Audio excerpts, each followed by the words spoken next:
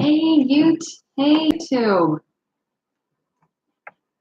Don't mind us while we get set up for a second. Yeah. Gotta get Instagram, Facebook going. Make sure we can be seen. There we go. Yes. Okay. I looks like I need to put my arm up. It helps us sit closer. You can. Whoa. Hello. Hello. Welcome. Glad to see Instagram is up and running. Facebook, give us a thumbs up or some hearts if you can hear us. Welcome, guys. Happy Monday. Hello. Hi, Kylie. Hello. Good to see you again. Good. Facebook is working. Hey, Becca. Oh, James. Hey, thanks for the thumbs up. Ekenwo? How would you say that? Ekenwo. Hopefully we're not slaughtering that. Thanks for joining, guys. For those of you who are new, we do this every week. We'll explain in a second, but we do a weekly live allergy chat is what we call it. It's a place for us to share what's going on in our allergy world. We've been at this allergy parenting game for 5 years. And Hi, Amanda. Hey, Amanda. Felt like it's so much more than just what you eat. There's so many social components, and it can be so strengthening to hear from other people that are going through the same thing. And it's just nice to talk to people who get it, who understand and who have been there. So we just wanted to create this supportive community. And how it all started was I am the blogger, Megan, over at Allergy Awesomeness. And you are? I'm the husband of the blogger who started Allergy Awesomeness. I'm Claudia, father of 3. Hey, Julie. Do you want to explain about our kids? Oldest son has EOE and has 10 anaphylaxis allergies. And our second son has peanut and tree nut allergies. And our third child has none. Yeah. Did you mention EOE? Yes. And asthma? No. Yeah, asthma for our 2 oldest as well. So that's kind of been our experience with that so far. And we always start off the lives with a little tidbit that we share about ourselves because while we're all either allergy sufferers or an allergy parent, you are still you. And it's fun to kind of get to see if we have anything in common with our friends. So we usually share a tidbit about each other. And today's tidbit, we've kind of talked about it, but I don't know if we've ever fully addressed it, is that Claudia works with at-risk youth. He works with troubled teens at a residential center. Those are really big here in Utah, and he's really, really good at it. He's got a lot of patience, and he's just seen a lot, been through a lot, and just has the personality for it. Very calm and chill if you can't notice. So that's what he does when he is not supporting me. Tag, you're it. You forget to think of one? No. Well, yeah.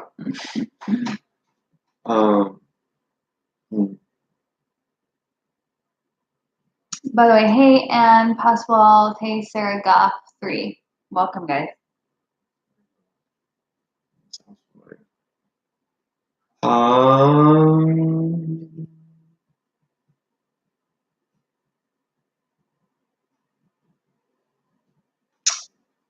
Megan has never broken a bone.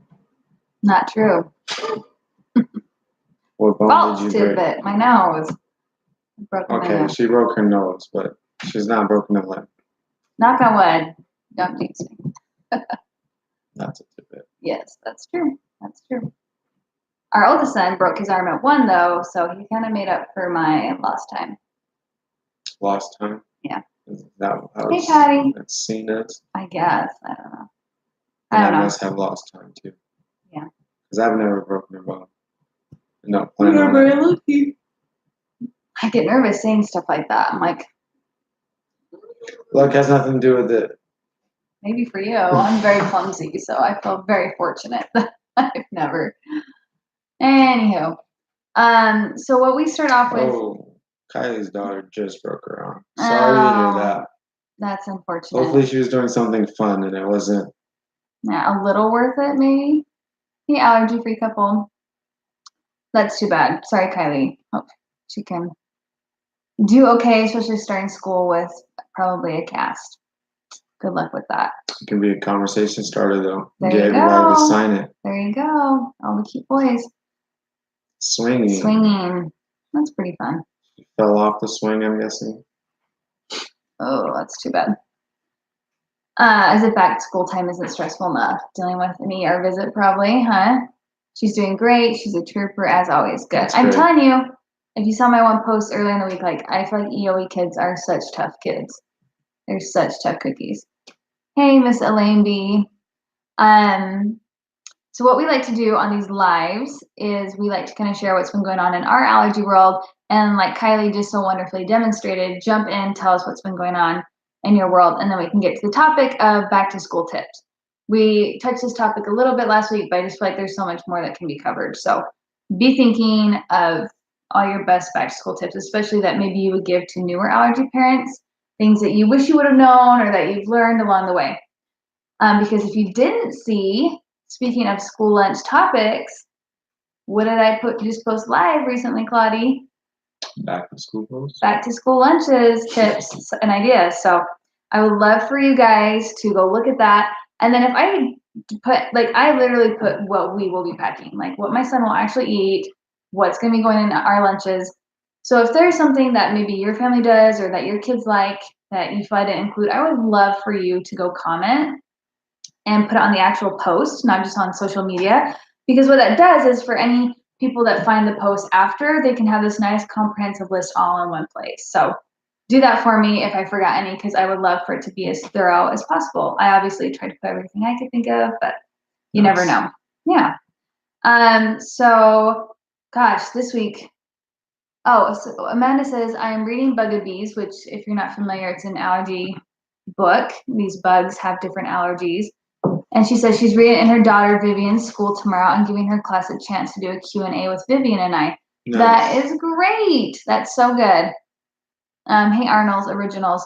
And that's what I was going to say is just kind of recapping our week. I went and read the Bugabees at my son's school.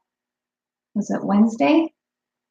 Yes, Wednesday of last week. And I think it's such a good thing to do, like, and just open up the questions, like you said. Like I said, who knows what a food allergy is, just to see like where the kids are at, especially younger kids who may have never been exposed to one, so you can answer questions. And then I just was like, because there's procedures in his class, like hand washing and other things.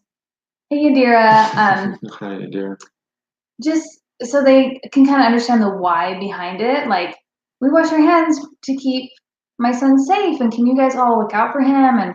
And I think just kind of when they feel like more like a charge to look out for someone, they're gonna be more willing to do so. Like, this is why we don't share food in the lunchroom, and this is why you can't touch his food and he can't touch yours. So yeah, I think it went well. The only thing is that our son was kind of embarrassed. Like, I feel like it was the first time he's kind of like, oh, like hanging his head. And it's not the first time. What else has he done that? I mean, he's done that before. I can think of church. Around food allergies or just acting like that in general? Sacrament. Yeah, that's true. Yeah. That's true. So I guess he's just getting to that age, which makes me sad because in like preschool, hey, Kristen, hey, Sarah Rose, hey, Via B, hey, Funky Party of Six, he like owned it, and he was like, I have food allergies, and like kind of proud of it, and it's just bound to happen, right? Like that social awareness and worrying more about your peers. But I was like, I'm doing it anyways. And we had a nice discussion afterwards about like, hey. You told him before you're going. I prepped him before, and then when he saw me come in the classroom, he's like, oh, here it goes.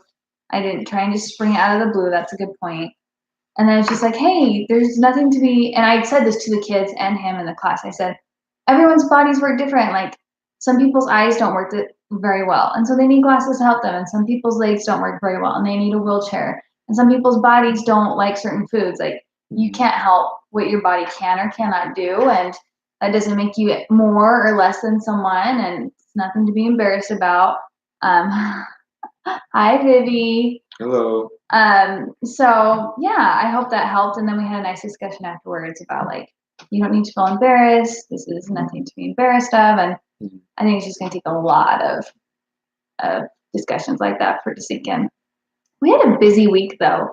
What else? Did we get results? No, we have not. We're still waiting on results. For scope. Yeah, our oldest got scoped for his EOE. If you don't know what that is, we've done a whole live on just EOE, and I have a whole post on what this allergic rare condition is. It was Thursday. Yeah. And it went well as far as the procedure went. He was coughing up blood afterwards, which is a first. Mm-hmm. But and they complaining that his throat was a little sore. Yeah, this is the longest he's complained of his throat being sore. But I think he's just a lot more verbal. Like it's been 2 years since he had one. And so I feel like he understands how to communicate more. But he's still like running around the house and jumping off the couch. So it wasn't like affecting him as far as personality wise or like activity wise.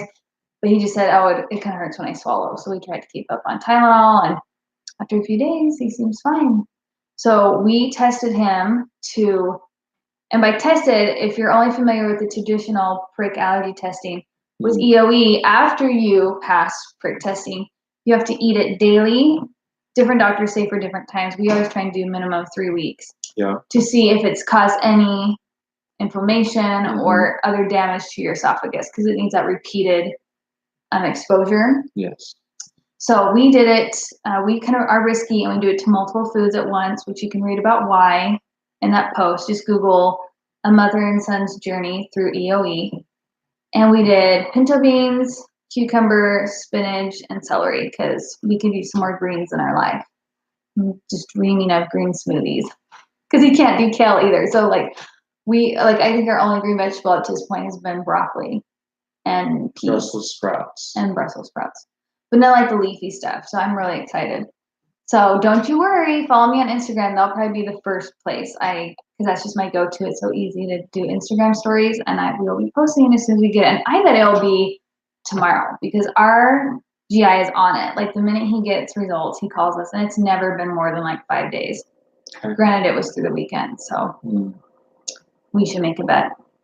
Yeah, green smoothies. Yep, Yadira. So she shares, my 15-year-old granddaughter who has type 1 diabetes doesn't like for us to explain at restaurants or to ask about the carb count. I know, but you know what? Even if they don't like it, A, for their safety, and B, you got to model that, because when they're adults, they've got to know how to advocate and how to talk to wait staff. So, it's just one of those things where it's like, if you want to eat out with us, this is what's going to happen. So I guess you can eat at home if you don't want us asking about it. Yeah. And that's the outcome. Like, you go out to eat, this is how we eat out safely. You know what I mean? But I feel for him, right? Like, we've all been teenagers. Like, we don't want to stick out. I get it. Yeah.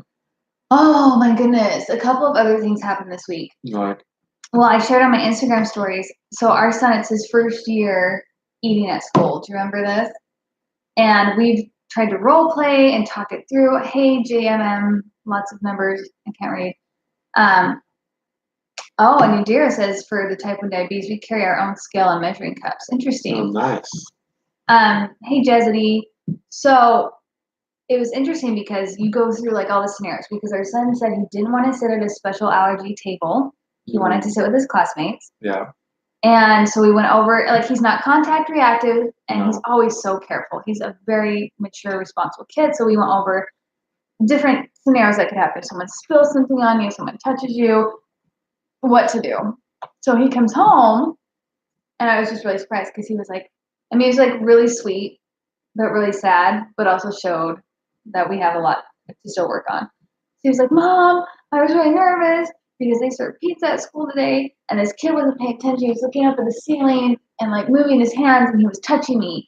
And at first I was nervous, because I was like, was he doing it on purpose? Was it food bullying? Like, you just have all these things, because it was literally the day that I had read the book in class. I was like, was this kid testing boundaries? Hey, Nancy. Hey, food allergy PI. So I was just like, oh my gosh. I'm like, was he doing it on purpose? I'm just picturing like the worst. I have to go talk to the teacher and talk to the kids' parents. He was like, no, he wasn't paying attention. He was looking the other way and just, kids talking with their hands. He's like, but I was so nervous because he probably had cheesy hands. And he was like, and I was like, well, what did you do? Because obviously this was hours later, so obviously he was fine. And I was like, did he touch your clothes or your skin? He's like, he both. And I was like, what'd you do? And he's like, I prayed to Jesus that I would be okay. And at first I was like, good, I'm glad that he involved Jesus.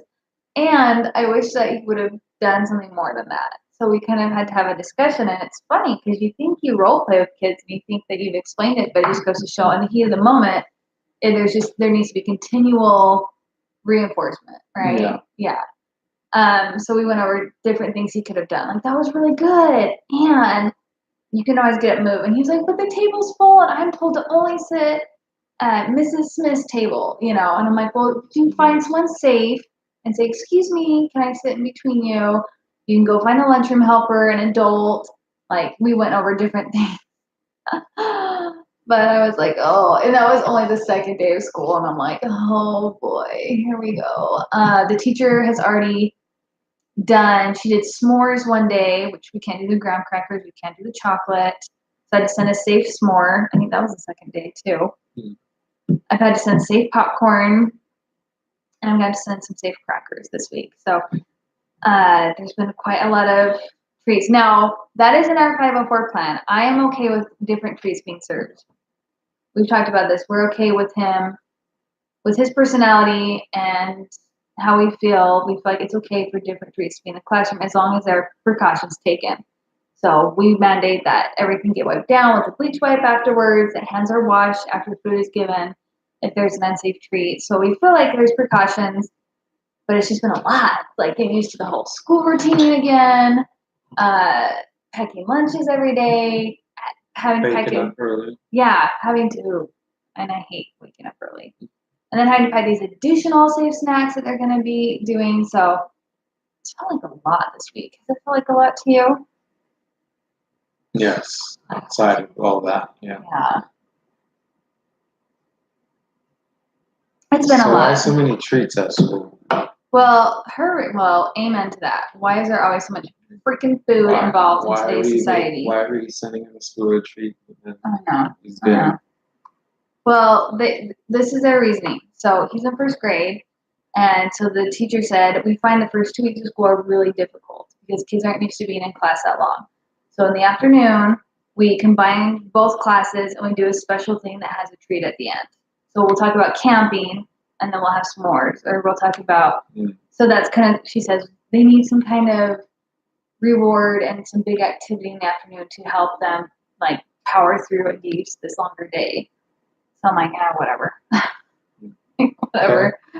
But yeah, Amanda brings up a great point. She, in her 504 plan, her daughter's contact reactive, she advocated and got, and I'm so proud of her, a 100% food-free classroom for the year. No treats, whether it's a holiday, whether it's someone's birthday, no treats, no food whatsoever. And I was like, slow clap. Because, I'm sure for you, Amanda, that feels like a lot of not stressing about what unsafe treats are being handled in the classroom. Yeah. And I think that's such a beautiful way of showing the power of a 504.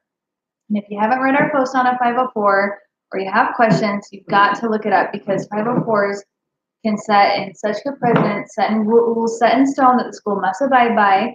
And if you feel nervous to ask for things, like, I think that just goes to show, like, if you feel like that is the best, safest thing for your kid, like, you go for it and you get it. Right.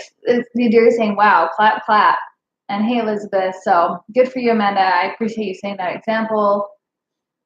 I've actually had another friend reach out this week. She feels like she's having issues getting a 504 rolling. So they're absolutely worth it, in my opinion, even if it's kind of like you got to push a little at the first. So let us know if you guys have any 504 questions. We'd be happy to answer them tonight. So what else? So I sometimes get sent safe foods in the mail, like companies will want me to try. Mm-hmm. And our son got sent his safe yogurt. And our one son can have regular yogurt. But it was like this whole case full. And so, of course, our other kid was like, well, I want to try some, And our son flipped out and was like, it's mine. He can have other things. I don't get to have as many things. I don't want to share. And I was like, whoa, what do you think that meant, Claudia? For him? Like, because we talked about it, right? Yeah, there was a little bit more to his reaction, wasn't there? Like what? I thought there was more than what he just summarized. Well, yeah, I was just trying to give a summary, but. Well, there was more. What did he say specifically?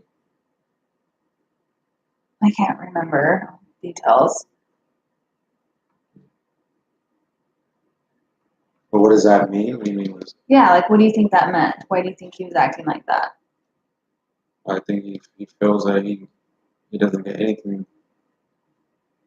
I think that's what he said. He feels he has to share everything, and that Calvin doesn't have to, or the other son doesn't have to share anything. Yeah. Yeah, because there are some times when our middle son will get treats at church or other places that he cannot.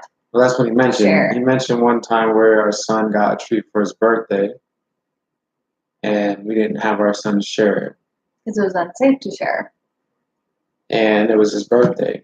So our church that we went to, I don't know if this one does, but they would hand the birthday child a treat for their birthday. Mm-hmm. And so our son felt that he should have to share his birthday treat. We said, no, that's his birthday treat. When it's your birthday, you'll get a treat. That's the point of a birthday. Mm-hmm. But that's one of the scenarios he brought up. And yes, it was an unsafe treat. If our son had wanted to share it, he wouldn't have been able to. Yeah. But that was one instance that he brought up. And so it sounded like he brought up a few instances where he felt like he didn't get something, but our other son was able to get it. Yeah. Which we had talked about that it must mean that this triggered for him probably times where he hasn't shared with us that he was upset. Because when he was bringing up these past experiences, we were like, what? Oh, I didn't know that bothered you. Like, and it was obvious this is what I meant. Like, Cheryl, we were thinking like. Or that it still bothered him. Yeah, that he had kind of been harboring it. That he would bring it up. Yeah. And just the way he like acted instantly, like, and this and this and this, and it just meant so much to him. Where to me, I was like, we have a whole case of yogurts. Your brother can try a yogurt. Like, just because your brother can have cow's milk yogurt doesn't mean he doesn't want to try one of your coconut yogurts. And he was like very possessive, like, because the one can have everything the other can't. They share the same allergies. So to him, he feels like he gets so many more things. Because our middle only has peanuts and tree nuts versus like 10 anaphylactic ones. And it was just interesting. I just, because he's usually so go with the flow, I wasn't aware that it was so bothersome to him that the other one gets more things. And we try to really not have other things at the house. Like, we try to always give out the same treats. I bake to the lowest common denominator. I make dinner to the lowest common denominator. So it really is more outside things, like you're saying, like at church or whatnot. So I was like scrambling in my mind. I was like, and then I thought of some things. I'm like, well, you get treats at school. Like, our middle son isn't in school yet. So I was like, you get treats at school that our middle one doesn't. Yeah. You know? And our son has been doing, our oldest has been doing sports. It's like his fourth season now. Mm-hmm. And I was like, you get treats every game. And he doesn't. And he was like, well, yeah, but I share with them. I was like, but that's your choice though. Like, I never force him to share. Like, I always say, it'd be nice for you to share. But I get like, he's the one that played the sport. He's the one that earned it. Yeah. It's up to him if he wants to share. I'm like, so our middle son gets to watch you eat treats all the time that he doesn't get. Mm-hmm. You know, and then after trying to help him see it, no, it's not this isolated incident. No, he doesn't always get. And I just tried to validate, like, it seems like you're really upset about your food allergies. And I don't blame you. Like, sometimes I feel upset about them too. And there are going to be times where you wish you didn't have them. And I'm really sorry about that. And I just like held him and gave him a big hug. And I just said, and it doesn't make you any less just because you eat less things. Because I think that's what it comes down to. Like, so-and-so is more special, or they're more favored, or they're more lovable because they can partake in these foods. So I just tried to like really think like, what's the core distortion or the core faulty belief that's like making this more painful than it needs to be? Right? Am I missing anything? Because he and I spoke about it a lot. So I'm like, am I recapping everything? No, that's pretty good. Let's see. So does he ever have meltdowns from time to time about him not being able to eat the same and the fact that he's different? Lila will have an emotional breakdown every couple months or so and just be so upset about her food allergies and yogi and everything. I feel like this was like his first big one. Yeah. But if your daughter's older, I bet that this is the first of many to come. The more socially aware, the more they start to eat differently. Once our older one is in school and he can have hot lunch and our other is having to pack a lunch every day, I think he's going to start to feel it a lot more. So I'm not surprised that your daughter feels that way. And I wouldn't feel bad that this is our son's first. I just think he's just really coming into social awareness. I mean, he's only in first grade. Elizabeth says, I feel like the whole sharing thing gets easier as they get older. My son would get upset when he couldn't have something when he was younger, but now he's 12, he's more understanding. Yeah. I think it goes both ways. It's like harder because they get more social awareness and like worrying, but at the same time, their logic catches up. Like, well, I can't share that because I would die. So yeah, we're not going to share. So I think it's going to be a plus and a minus with the whole getting older, don't you? Yeah, that'd be my guess. Because he'll start to get more of an understanding of the different scenarios. Like again, holding our son accountable for getting something for his birthday that our other son can't have. That's kind of not fair. Yeah, it's his birthday. He should get to choose a treat he wants. But our son doesn't get that right now. Yeah. He doesn't understand like how or why that would happen and how or why that could work. Or so hopefully, as he's older, he'll see like, okay, stuff like that happens. Again, it's things happen that are not in my control. Right. So our son, and it can't always be catered to you. And your food allergies, so like for our son, a big part of it's the control part. Like as well as I'm not good enough, but I can't control the food that's around me. I can't control who has what. I can't control whether or not if someone even has the option to share something with me. Because all we know, he probably doesn't really care about the treat. It's just that knowing that he didn't have the option to have that shared with him. That really bothered him. Is what really is bugging him. So hopefully, by the time he's 12, he'll understand more of those nuances and have a better understanding.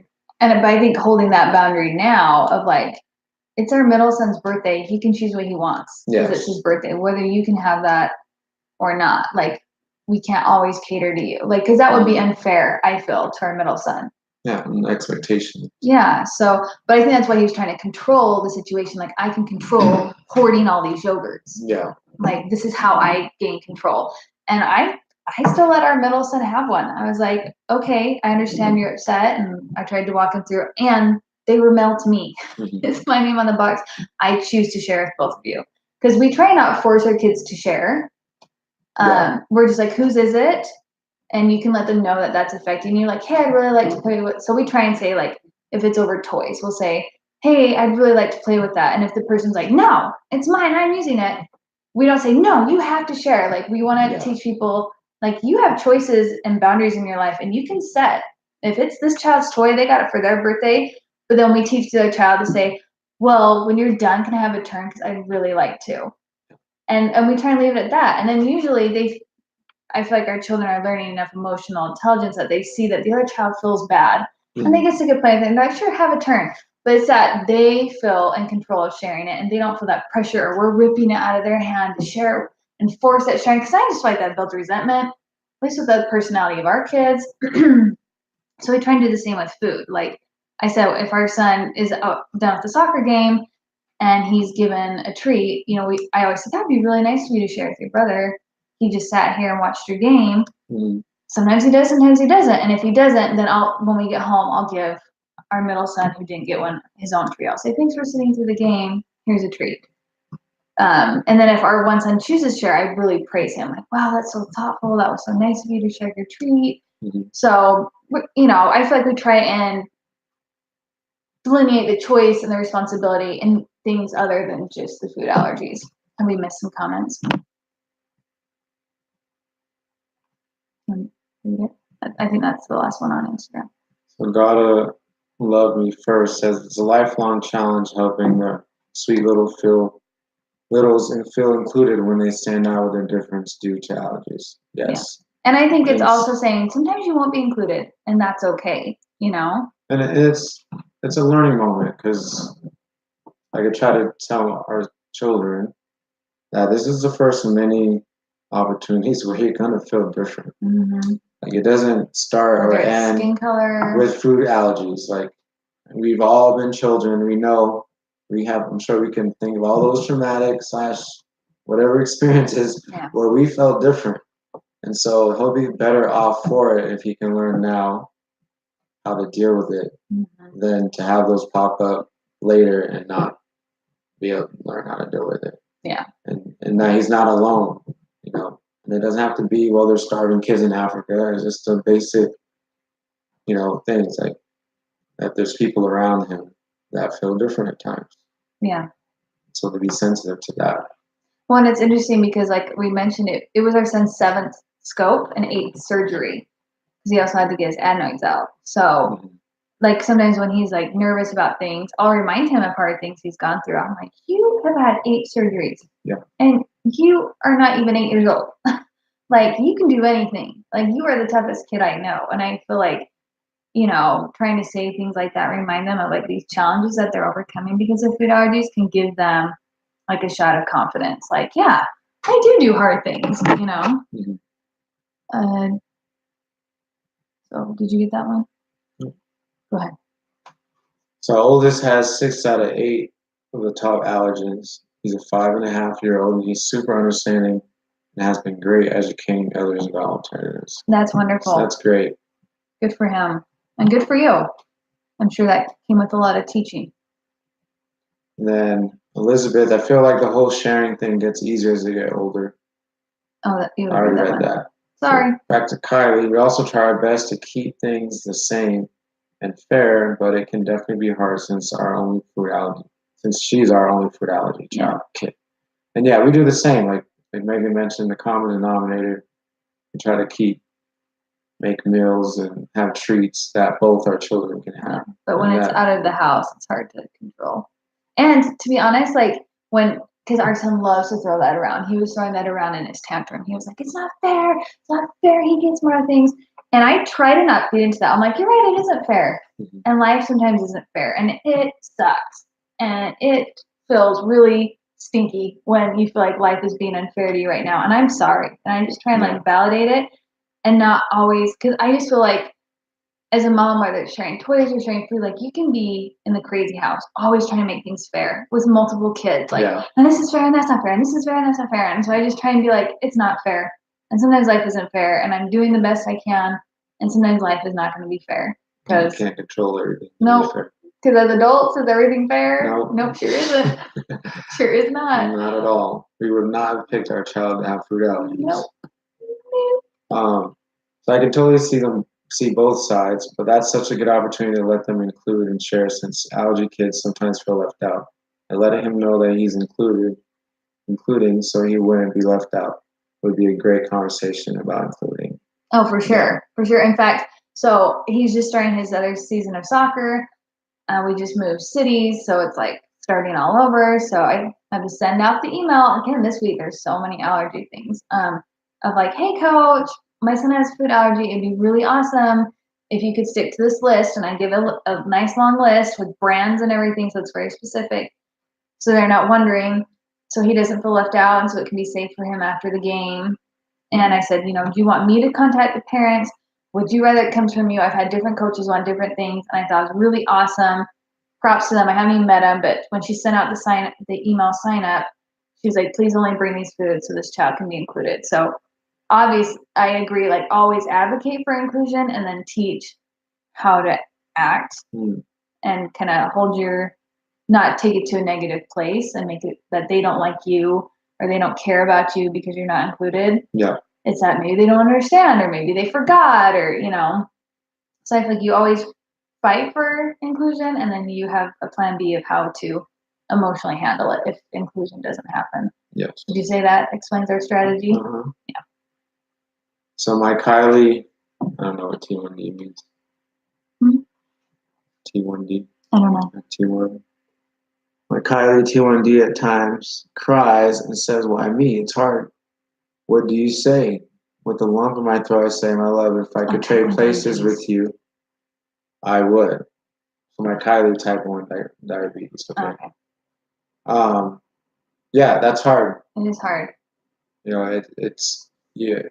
I mean, with our child, we try to explain to him like everybody's body is different. You know, with his body, he's got food allergies. With Kylie, she's got type 1 diabetes. Someone else, you know, they have a limb that's not grown properly, or their height, they're not on the right spectrum for height. You know, everyone can have a different issue, and at different times of their life. It might not be now. When they get older, they might end up getting cancer. You might not have to deal with that, but everyone's body is subjected to some type of ailment at some point in time in life. Yeah. And yes, I mean, when you're a child, it's probably way harder because you don't have the emotional maturity and the skills to deal with it. But for everyone, it's going to be their time. Yeah, everyone's not gonna get. I don't think you make it to the end of your life without getting something. Yeah. And one thing that has helped us, I feel like first you always want to validate. Like it sounds like you're doing that. Like I'm so sorry, it's really hard for you right now. So I feel like trying to talk someone out, like be cheerful or be grateful when they're in that negative place, just does not help. No. I'm not saying you okay if they're doing poor me behavior. I think there's a big difference between validating the emotion versus the behavior. So if they were acting out, like it's okay to feel sad and you don't get to hit your sister or whatever they're doing. And then once you've been able to kind of validate them, I feel like they're able to hear so much more. And like I always try and find like inspirational things where they see other people who've overcome challenges. So there's this really cool college wrestler that was born with no legs. You can find him on social media. And I have my kids watch that. Like, look at this. Like, this kid's body chose to not make legs for some reason when he was born. And so he can eat foods, but he doesn't have legs, and that has not stopped him. Like, he loves wrestling. He got a college scholarship to wrestling, and this kid is a bad A, you know? And so I think like finding other people, especially maybe kids or teenagers that struggle. It's called role models. Yeah, finding thank role you. models, That's the word. Finding role models that are more along positive. their lines that they connect with. And so when you have a physical ailment, it's probably very easy to connect with role models that have physical ailments. And so that's what we try to do, is provide that for our son, because we don't necessarily have those elements ourselves. Yeah. So it's good to find people, and they're out there. Yeah, there's an Olympian that is, I remember Allergic Living, that magazine did an article on him. Wouldn't necessarily say read the article to your kids, because it talks about how he's had a lot of close calls and taken some chances because he has to eat out so much traveling. But he's a fencing, like with the sword, he's a fencer, and he has multiple food allergies, has had anaphylaxis a ton of times. So like, I just feel like you can always find someone somewhere that is inspirational, you know, and then remind your kid they could be that for someone. Yeah. And then, of course, giving them opportunities to be around other kids that have certain ailments or issues is also helpful. Like I know the one school that he went to preschool, he spent time around the kids that were. It was a special needs preschool. Special needs preschool. So it was like some kids were in wheelchairs, completely nonverbal. I mean, like a whole range of physical ailments. And it was so good to expose them to that. Because, service always helps you think outside yourself. So anything that you can do along those lines. Like I know for me personally, it took me till I was 19 when I started the mission for my church to kind of really understand, like, oh, people had it worse than me. Like people. Because you're so egocentric when you're growing up. Or not necessarily worse, but they're dealing with things that I would never want to deal with. Like, I'll take my own crap. Right? Yeah. And so you can provide those opportunities for your kids. And I think those opportunities and talking about them can help a lot more than having to do the repeated conversations about, oh, poor me, oh, poor me. Because it can really help teach them to think outside themselves and to see, like, no, it's not just you. Yeah. You know, and I know, like, emotionally it's hard for them to gauge that, but definitely when you can show them physical examples, it's a lot more applicable. and easier for them to take that in. For sure. So For sure. So Stephanie says, my daughter is 5 going to kindergarten and Oreos is on the safe list. Why didn't I know this? So I went and bought 2 packets and she doesn't like them. I think it's the texture thing, so I'm making her take a bite of one every day. I feel the same way when I finally find something safe for my son and he doesn't like it. And I'm like, are you kidding me? And I remember he didn't like bacon at first and I was like, are you my child? And it was just like the texture. Now he can eat like a whole pound. So yeah, that's funny. And that's why it's nice, like not isolating yourself. Like whether it's these online chats, talking to other allergy moms, like I can't tell you how many things I've been like, oh, that's safe, because you just don't have time to go shopping, turn over everything in the aisle. And there's some things you just assume, but there's no way that could be safe. Just be careful because certain Oreos have peanut butter. I'm sure you saw about the girl that passed away from eating the wrong. Don't make that mistake. Yeah, so don't make the assumption they're all safe and help her understand the difference between labels and checking the labels. But yay, I know Oreos are great for what is it? I think they're dairy free and peanut free. Sorry, our kid can't have Oreos, so I'm not just a basic too familiar with them. Yeah, so double check it if that falls under your umbrella. Oh, thanks, Jeff. Jeff says you guys are amazing people, helping so many people out there every week. Truly inspiring. Keep it up. Thanks, Jeff. And thank you, for the surgery going well. Our son is a major trooper. Appreciate that, Jeff. He's a family friend. What else we list? Hey, Kendall. Yes, type 1 diabetes. Sorry. Oh, hey, Tracy. And all these buddies from Idaho watching. This is nice. Yes, Kylie says we validate the emotions and then say, think of all the things you can do. Yeah, and I think you kind of have to gauge the child too, because they might need like more than a minute to sit in their feelings. Definitely, I'm sure the younger they are, the more time they're probably going to need. And I feel like you're good with that like emotional silence, but I'm quick to jump to because I am fix it. I am like, okay, what's the solution? We move on. Game plan. Blah blah blah blah blah blah blah. Okay, you're sad. Let's move on because it's uncomfortable for me. I don't like seeing my kids uncomfortable. I think that's where you have to be honest with yourself. Like, am I pushing them to be positive because it's hard for me to see them be uncomfortable? Because maybe they need you to sit in that uncomfortableness with them. So I'm learning to I want to point out 10 positive things right now. So how do you do that? I have to take a breath and I have to literally just bite my tongue and then watch him. I'm learning to gauge. So how do you, and just asking a lot of questions because I'm quick to assume he's sad or quick to assume he's over it. And I've learned a lot from you, asking questions so how do you feel about that? And if he's sad, then I'm like, hey, he's not ready. He's not ready, So I don't know. I'm constantly refining it as well. But I think something that may be helpful that is as a parent to tell yourself that it's not your fault. The way your child is feeling does not reflect on you or your worth. Because I think what the trigger usually is when you want to fix it and it's uncomfortable for you is you feel like, man, if I was a good enough parent, my child would not be going through this positive, 24/7. Yeah, they wouldn't be feeling if this. If I had taught them right, they wouldn't be struggling. Lies. And so I think if you can get that out of your mind, no, this has nothing to do with me. This is my child's trial, and I'm here to support them. Yeah. Then that usually helps. And I've gotten a lot of practice because I work with a lot of kids. Like I was mentioning. Who, their stories are hard. Yeah. And it's very easy to get sucked in as far as, man, if I was a good enough person, no one in this world would ever struggle. You can start to have those type of feelings and then, it connects to you somehow and you find yourself enmeshed is what they call it. And so you're trying to fix yourself through them pretty much. But as a parent, if you can just remind yourself that this is nothing to do with me. Yeah. My child is a human being. They're their own entity. They're entitled to their own life. They're entitled to their own perceptions and feelings. And my job is just to help them work through it. I don't have to fix it. It's help them work through it. Yeah.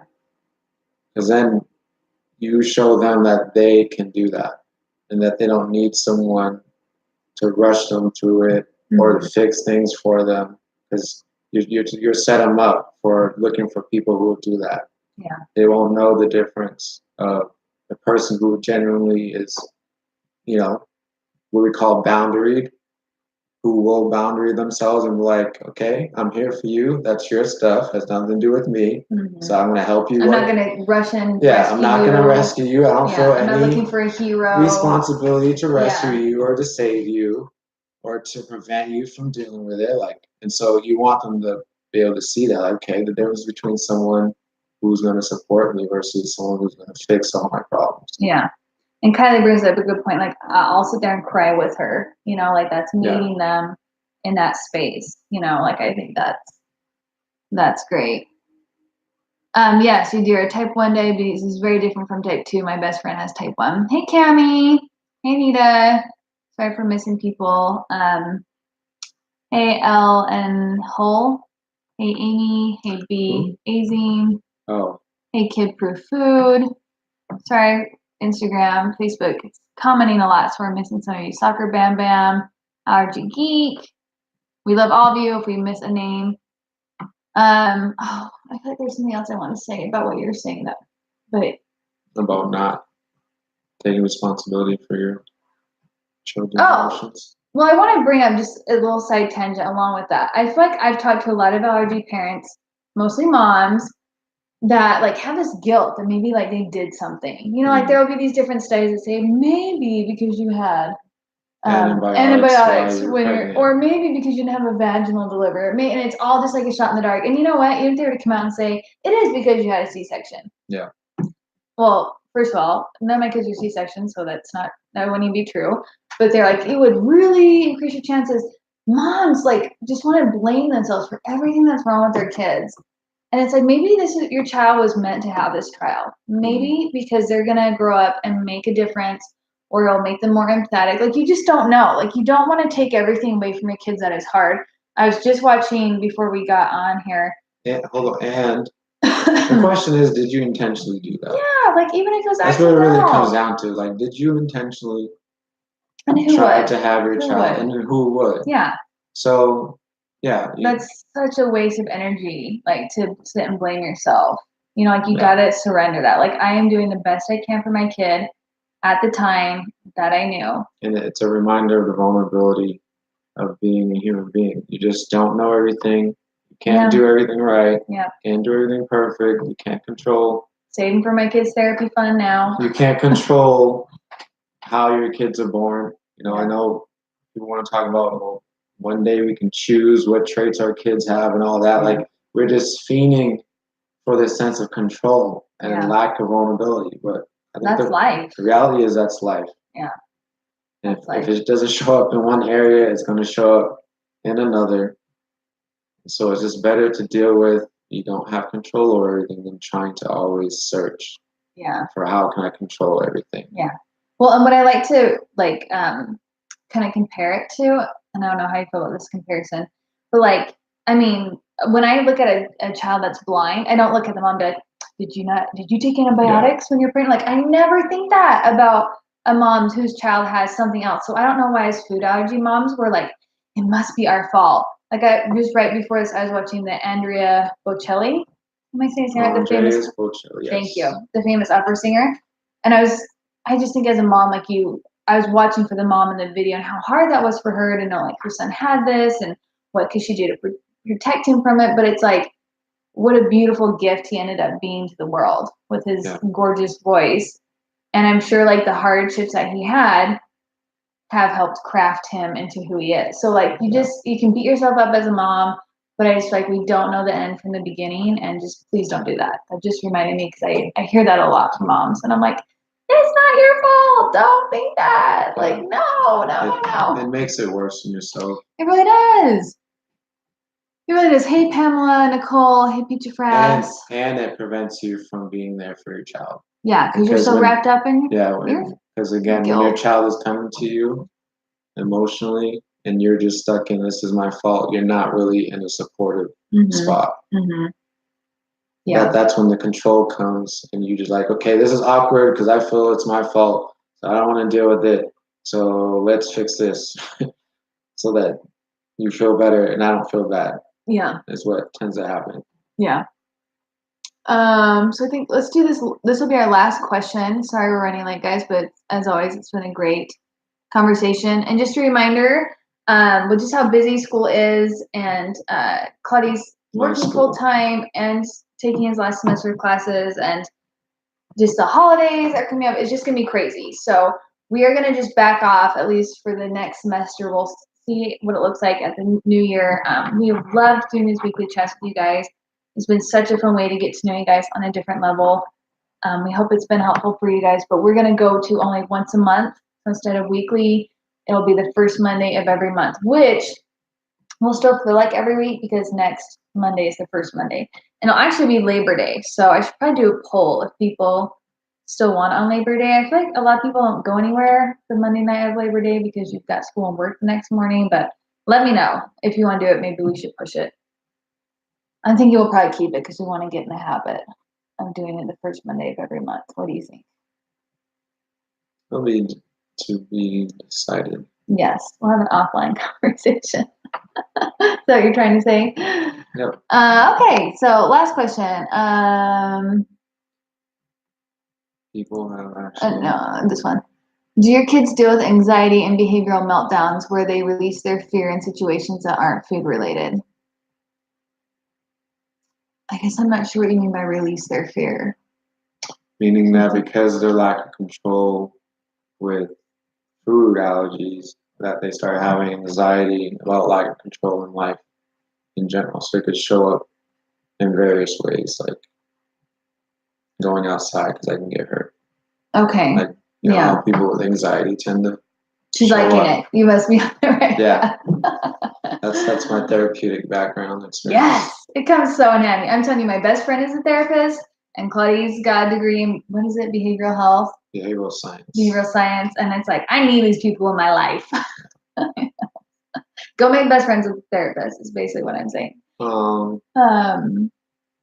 I think that it makes total sense as far as like why and how that could happen, right? I mean, think about addicts, right? Like it's never about the drug or the alcohol or the gambling. It's because they feel out of control in their life, and so they distract in a whole other area of their life. Like, and that's a poor example, but I'm just saying like it can happen as far as the compartmentalization of like I don't feel good about this area of my life, so I act out or I show up in certain areas. And you can be like, how does that compute? But people do it and it happens. So I don't think that's like out of left field.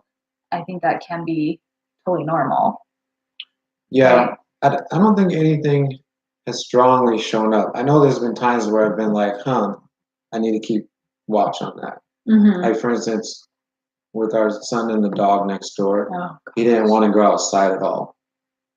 The dog chased him one time. Yeah. They don't keep them on a leash. They get out all the time. They roam the neighborhood. And it's really freaked our son out. And so, yeah, he didn't want to go outside. So that was a time of like, okay, let's take note of that. Is this a dog? Is this compounding? You know, with his fruit allergy. There's been things like how he dresses. Oh yeah. That one, yeah. He had a little period where it seemed like he was really about like how he dressed and how he looked. And it was the same time where he was becoming like really socially aware. Yeah. Yeah. And of his food allergies. But there's so I want to be seen as a certain way, maybe. Yeah. And it's fine. Like certain people are meticulous about their clothing in a healthy way, and then it can be I'm trying to be meticulous about my clothing so people will see me and not see my food allergies. Yeah. So it really comes down to motive, which can be hard with kids to like really help. Like, why are you doing this? Why is this bothering me? What's going on? Just constantly asking those questions and knowing that you might not mine out that nugget the first time you talk to them. Like, I think you're good at like paying attention. Like, that seems a little off. Let's watch this and let's ask him, and kind of just keeping tabs on stuff. Yeah. But I can't think of anything where like flat out we knew that like, okay, he's showing up very anxious in certain ways for a long period of time. So I think for the most part, a lot of it's probably just been developmentally normal. Yeah.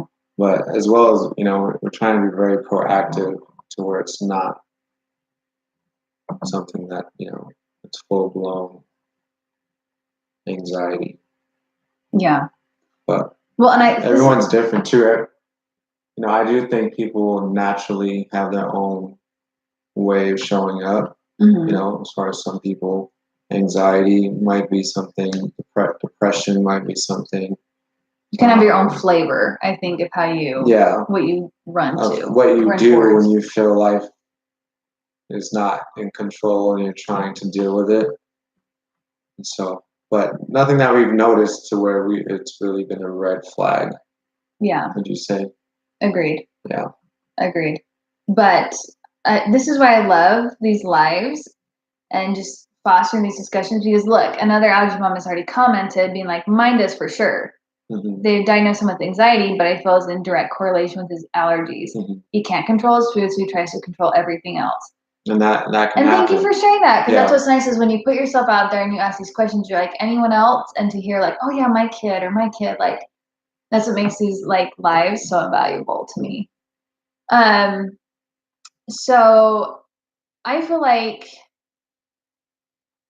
how do I say this? I feel like anxiety and depression, obviously not when there's a chemical imbalance, but I feel like a lot of times with kids, it's unhealthy coping. And I feel like it's really good to get a handle on that. Just because I've talked to my best friend who's a therapist, and I feel like she can do a lot with kids that have anxiety and depression, as well as parents, and teaching. So being proactive. Yeah, I 100% believe in that. And I mean, I'm constantly calling my friend, like, what do I do about this?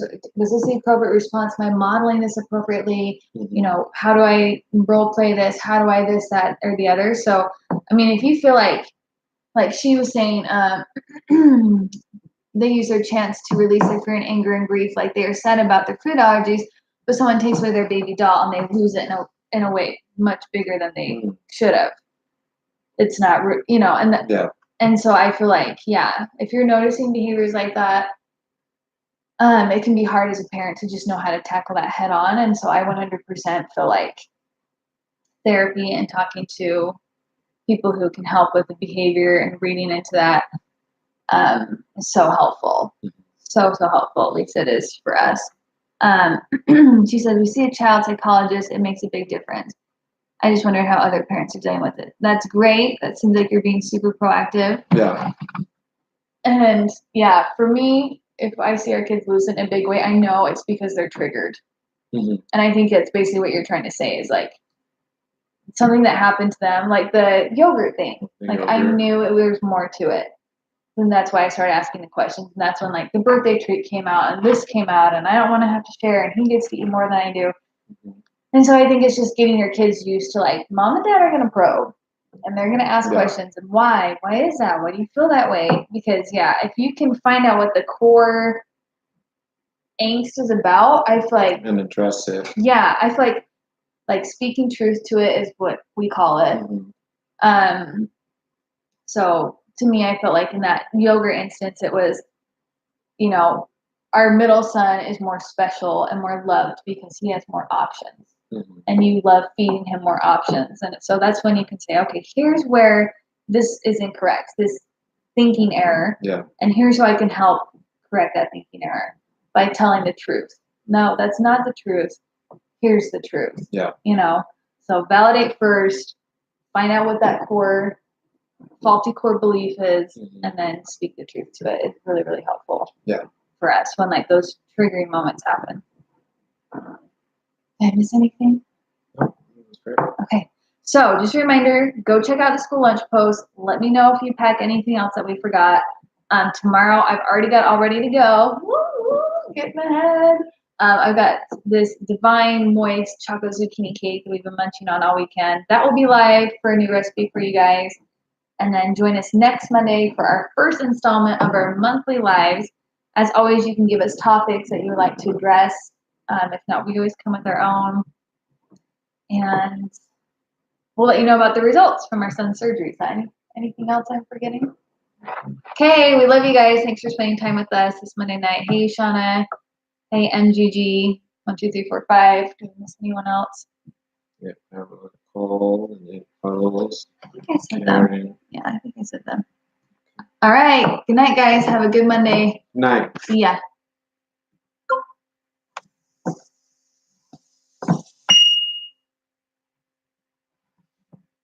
Goodbye, YouTube.